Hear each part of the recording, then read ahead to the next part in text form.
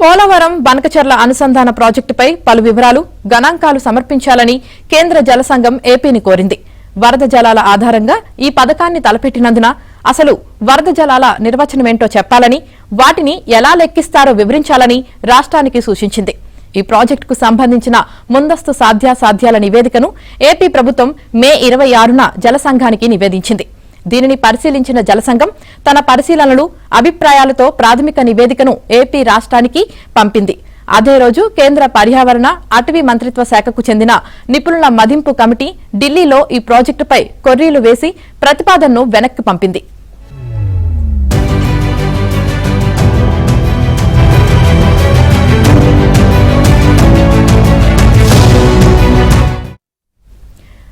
గోదావరికి వరద సమయంలో రోజుకు 2 టీఎంసీల చొప్పున 100 రోజుల్లో 200 టీఎంసీలను పోలవరం నుంచి బనకచర్ల హెడ్ రెగ్యులేటర్ కు తరలించాలన్నది ఈ ప్రాజెక్టు ఉద్దేశం.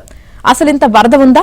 ఈ ప్రాజెక్టు గోదావరి జల వివాదాల ట్రైబ్యునల్ అవార్డు ప్రకారమే ఉందా అని జలసంఘం ప్రశ్నించింది.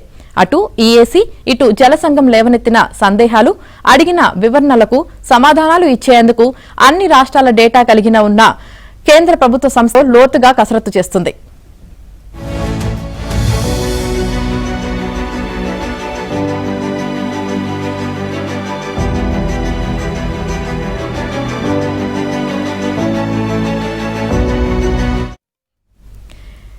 ఇంద్రావతి, శబరి, దిగువ గోదావరి సబ్ బేసిన్లలో మిగులు జలాలు అందుబాటులో లేవని సాధ్యాసాధ్యాల నివేదికలో అధికారులు తెలియజేశారు.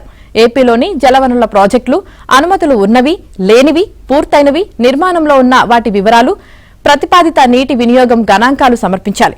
ఎంత నీటి అందుబాటుతో ఈ ప్రాజెక్టులు తలపెట్టారో కూడా తెలియజేయాలని జలసంఘం కోరింది. ఏపీలో ప్రస్తుత నిర్మాణంలో ఉన్న ప్రతిపాదిత ప్రాజెక్టులు ఎక్కడెక్కడ ఉన్నాయో తెలియజేసే ఇండెక్స్ మ్యాప్లు సమర్పించాలని సిడబ్ల్యూసీ చెప్పింది. ప్రాజెక్టుల వారీగా నీటి వినియోగం డేటా, సాగు ప్రాంతం, రిజర్వాయర్ల నుంచి నీటి విడుదల రికార్డుల గణాంకాలను పంపాలని సూచించింది.